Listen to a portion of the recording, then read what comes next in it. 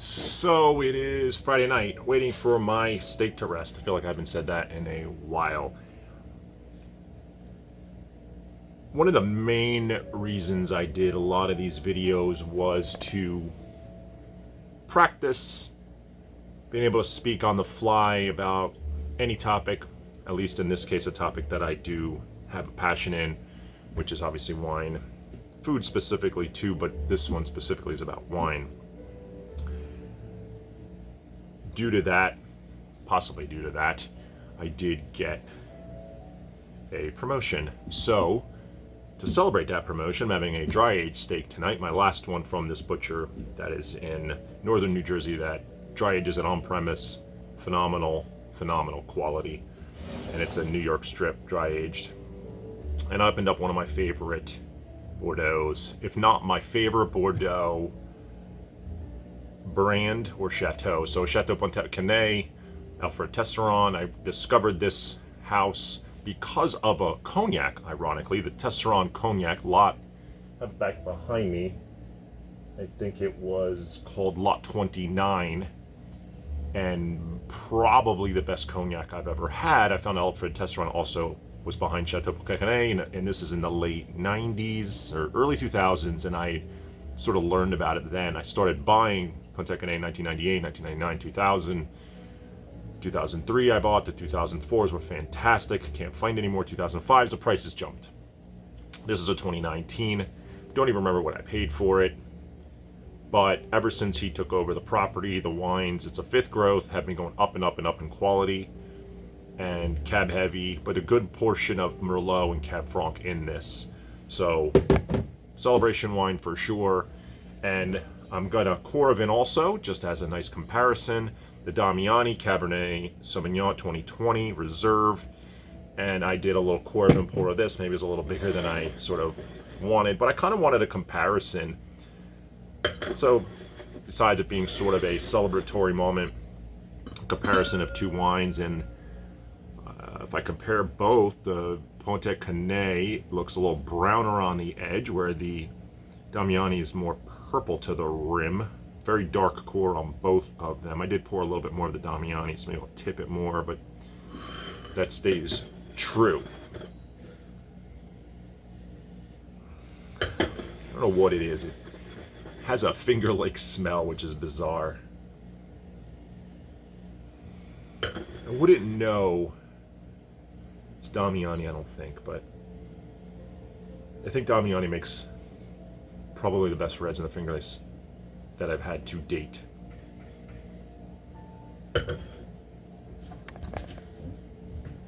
So yeah, some Finger Lakes wines have a certain silver threads. Young Rieslings had this key lime pie thing going through them. Shalestone's 2020s had this cherry core, intense cherry core, which was awesome. More like a Luxardo cherry. Damiani's really just remind me of good Cabernet, at least the Cabernet, good red wine.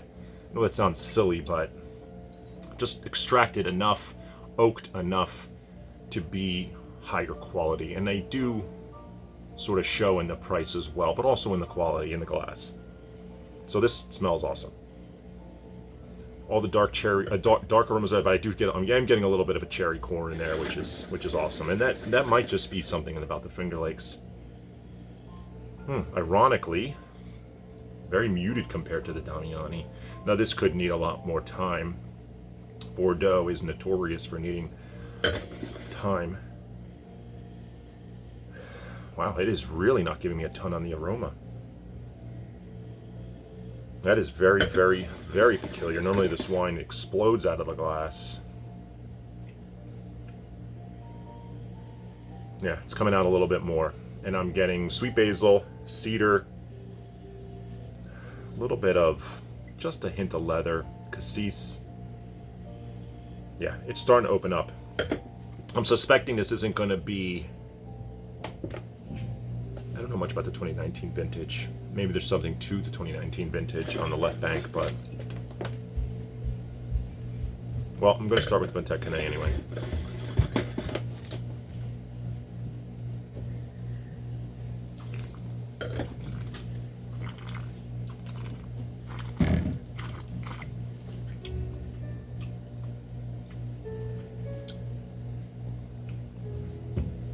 I would say this is more of a restrained one than in the past. I do believe it needs to open up more. Big tannin, medium plus body, medium acid. All the aromas are coming on the palate as well, but it is normally a bigger and more powerful wine. Today it's not coming across that way, and I do see 13.5. That is low for Pontet Canet. Interesting.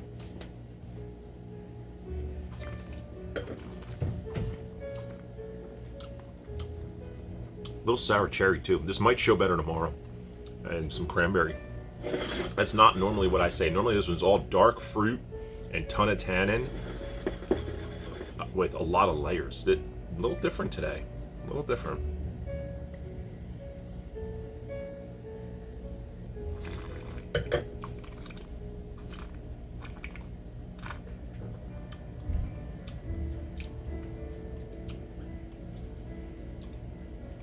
That's good. Those 2020s out of the Finger Lakes. The red's made in the Banana Belt. That spot in the east side of Seneca Lake makes awesome, awesome red wine. God, this thing has got length for days. Bold. Little bit of heat. Little bit. Just a touch. Maybe because the Pontet Canet is a little bit on the softer side. Can't read it, but it looks like it's near 15. Definitely 14 and change. Still tasting it. That length is insane. God, that's insane. This wine's phenomenal. This wine is phenomenal. It's just showing really well right this moment. Out of the glass, in the palate. It does it. It's. This can get better as it opens for sure. It'll get better as it ages, but right now it's tasting delicious. And it's a 2020. It's just right on the money. I think this retails for $50. It's got a sweetness because it's. Oh, a lot of alcohol can sometimes make you perceive some sweetness, but it's really because the alcohol is a little higher, and that there's a juiciness and an extraction to this that's making it feel sweet without tasting sweet.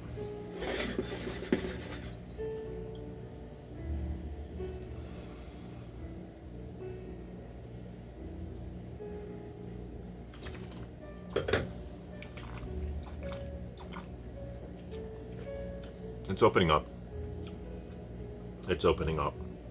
I think in another hour or two, this is just going to feel like a different wine. It's great right now. I think it's going to be awesome later. This is awesome right now. Right now, this thing is singing.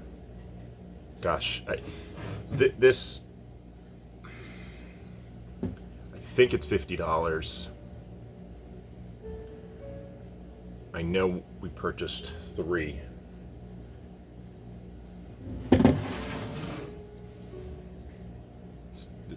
This might need. This might need to have some more wines enter my cellar at this 2020 stage, because that is stellar. The experience at Damiani was amazing. The best experience. Spent over 2 hours tasting with a member of Damiani, and it's always it's second time. It's always an amazing experience. Sometimes in those experiences, the wines in front of somebody that works with Damiani, you're there, you're in the moment, you're in a tasting room, you're looking out at the vineyard. It's a beautiful day. You get caught up in the allure, the magic of the moment, and you just think everything tastes great. Now I'm spitting everything out, so it's not like I'm getting alcohol in my system, and then just like if you go to a tasting, the first 10 wines are average, or could up or down, and then after the next 10, first 10, if you're actually drinking them, not spitting them out at a tasting, everything tastes great.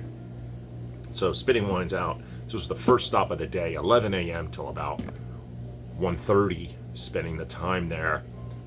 And you come home and sometimes you buy a bottle of wine, you open it home and it's disappointing. You're not in maybe that same mindset. Maybe it's you got work tomorrow.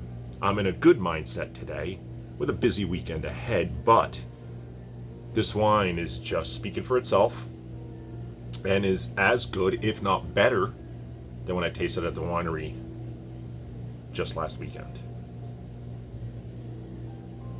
What can you say? It's even got a touch of, dare I say, just a bit of a scorched earth, which is absolutely what Bordeaux should have.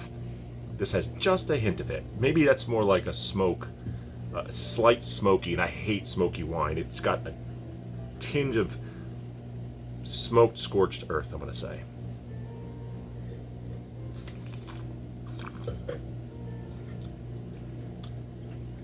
There's even a little, now it's got a little, just a hint of green pepper. I hate overly vegetal wines. This has 5% of that, 5% of smoke, and then 90% of everything else I've already established, meaning it just has layers and layers of flavors.